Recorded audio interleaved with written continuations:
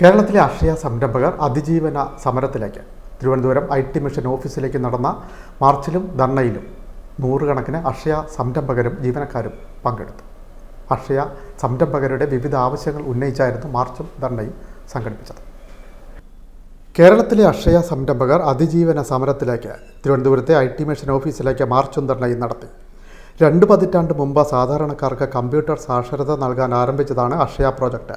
തുടർന്ന് കേരളത്തിലെ സർക്കാർ സേവനങ്ങൾ ലഭ്യമാക്കുന്നതിനുള്ള സൗകര്യങ്ങൾ ഏർപ്പെടുത്തി. സ്വന്തമായി മുതൽ മുടക്ക് നടത്തി സർക്കാർ നിശ്ചയിക്കുന്ന സേവന നിരക്ക് വാങ്ങുന്ന അക്ഷയ സംരംഭകർ കടുത്ത പ്രതിസന്ധി നേരിടുന്നു.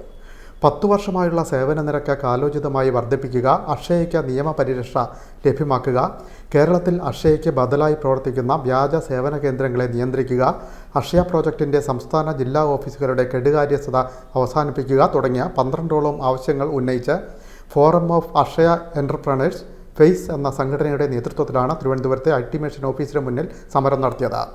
കേരളത്തിലെ 2000ഓളം അക്ഷയ സംരംഭകരും ജീവനക്കാരും സമരത്തിൽ പങ്കെടുത്തു. പ്രതിപക്ഷ നേതാവ് VD സതീശൻ ധർണ ഉദ്ഘാടനം ചെയ്തു. ഫേസിൻ്റെ സംസ്ഥാന പ്രസിഡന്റ് സ്റ്റീഫൻ ജോൺ അധ്യക്ഷത വഹിച്ചു.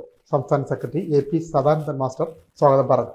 ആബിദ് ഹുസൈൻ തങ്ങൾ MLA, CPI സംസ്ഥാന കമ്മിറ്റി അംഗം പള്ളിച്ചാൽ വിജയൻ എന്നിവർ ഐക്യദാർഢ്യം പ്രഖ്യാപിച്ചു. സംസ്ഥാന ട്രഷറർ DY നിഷാന്ത്, സംസ്ഥാന vice president AN Naseer, joint secretary US Sajayakumar, Kollam ജില്ലാ പ്രസിഡന്റ് സജിൻ മാത്യു, ആലപ്പുഴ ജില്ലാ പ്രസിഡന്റ് S ശിവപ്രസാദ്, പത്തനംതിട്ട ജില്ലാ പ്രസിഡന്റ് വിജയൻ നായർ TD, ഇടുക്കി ജില്ലാ പ്രസിഡന്റ് റോയിമോൻ തോമസ്, എറണാകുളം ജില്ലാ പ്രസിഡന്റ് KP പൗലോസ്, കോട്ടയം ജില്ലാ പ്രസിഡന്റ് പ്രതീഷ് ജേക്കബ്, തൃശൂർ ജില്ലാ പ്രസിഡന്റ് ജുഫേഴ്സൺ മാത്യു, കോഴിക്കോട് ജില്ലാ പ്രസിഡന്റ് അബ്ദുൽ നാസർ, വയനാട് ജില്ലാ പ്രസിഡന്റ് EK മധു, മലപ്പുറം ജില്ലാ president Meharsha Kalarikkal, Palakkad president Shameer Muhammad, Kannur president Mathew Jacob, Kasaragod president Pramod K Ram, സംസ്ഥാന ജോയിന്റ് സെക്രട്ടറി സോണി ആസാദ് എന്നിവർ നേതൃത്വം നൽകി.